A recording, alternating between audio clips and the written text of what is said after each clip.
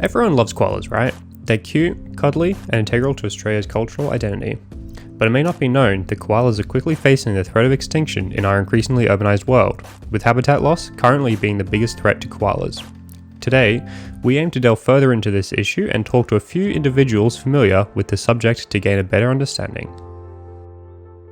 I'm Nelson Wills. I'm a director with Newground Environmental. So, Nelson, how would you best describe what an environmental planner does?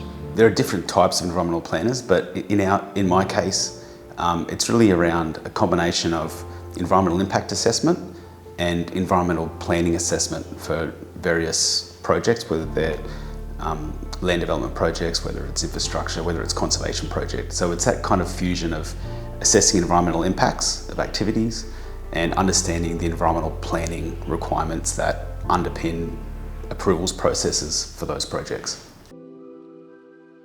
G'day, my name's Mike. I'm the Vice President of Moreton Bay Koala Rescue. How often do you actually rescue koalas?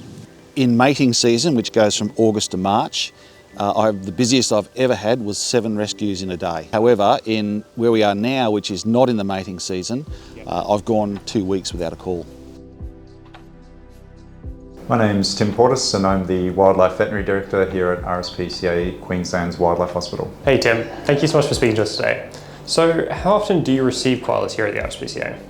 We receive about 500 koalas a year over the last few years.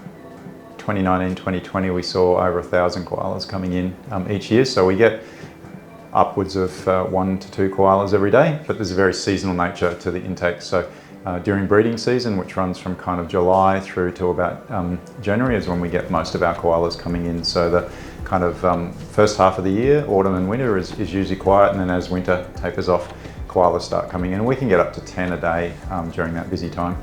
Do you think urbanisation has had a major impact on koala welfare? And what have you seen in relation to this trend reflecting your work? So here in southeast Queensland, it's obviously a very rapidly urbanising area.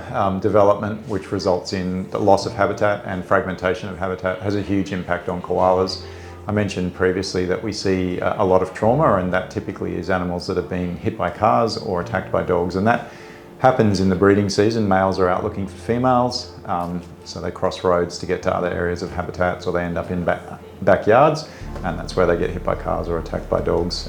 So Nelson, when working with new clients on projects, what are some of the key things your organisation considers in regards to environmental conservation?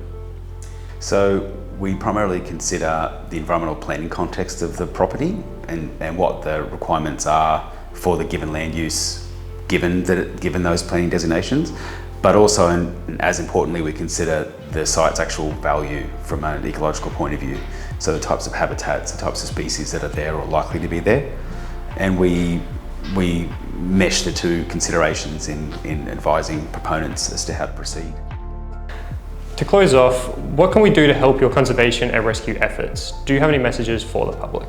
Awareness is a really important thing. Education is really important so that people understand that their actions do have an impact on the broader biodiversity context in which they stand. You know, if people are mindful of the speed that they're doing during koala breeding season, particularly if they live in an area where koalas are present, being mindful about containing or controlling their dogs during breeding season as well, they're probably things that can certainly help. Other things that are helpful to us are if people have properties and they have eucalypt on those properties, being able to access them for browse collection is another thing that would be really useful for us. So there's a range of things that people can do, and I guess lobbying government as well around making sure that development happens in an environmentally sensitive and appropriate way. There needs to be far more areas set aside as non-urbanised, so no housing goes on them, no developments, no nothing. Well, we've learned a lot and gained much insight into the issue of habitat loss and urbanisation affecting koalas. There's no easy fix to this problem, with everyone bringing up very good points.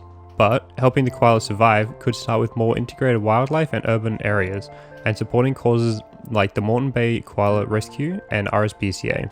And maybe one day, koalas won't have to face the threat of extinction.